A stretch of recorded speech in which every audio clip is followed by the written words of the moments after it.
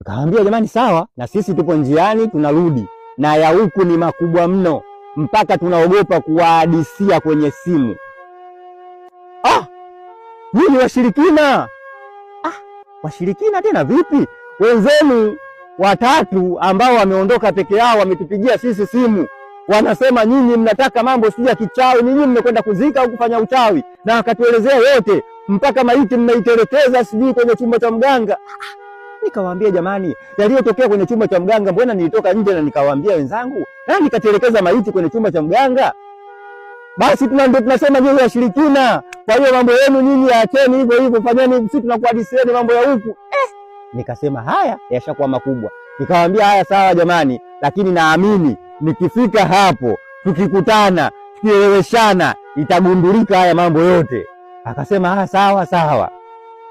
Safari zinaendelea, mara jamaa wananipigia simu, wanasema bwana, tumefika kwenye kijihospitali hapa, lakini mpaka dakika hii mgonjwa hata ile kukohoa na kukorofuka kumekuwa kimya. Hapa sasa hivi tunavyoongea yuko kimya.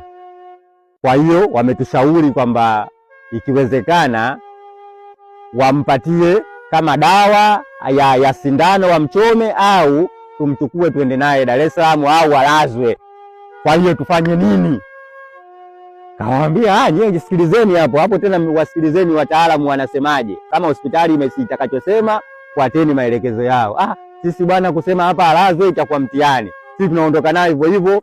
Wakasema sawa. Wasema haya. Inasemekana kwamba wakamchoma sindano, baada ya kumaliza kumchoma sindano wakapewa, lakini mgonjwa wakati huo yuko kimya, wakaondoka naye. Wakati wanaondoka naye na sisi tunaendelea na safari yetu, basi wakafika wao Dar es Salaam. Baada ya kufika Dar es Salaam na mgonjwa naye akafika akiwa yuko kimya. Wakati mgonjwa yuko kimya, kufika Tumbezi, wamefika wanashuka, wakamchukua haraka kwenye gari moja kwa moja mpaka hospitali, na kufika tu hospitali, baada ya kupimwa, yule mgonjwa akafariki dunia pale hospitali.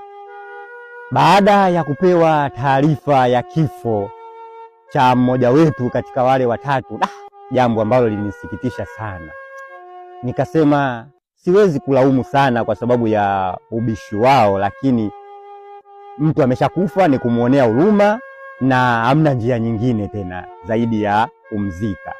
Na sisi wakati huo tunakaribia kufika, na wao wakasema bwana, hapa sasa hivi tunarudi pale na kwenda kuwaambia ndugu zake, manake hapa na sisi wenyewe tumechanganyikiwa tu, wale wawili waliobakia. Basi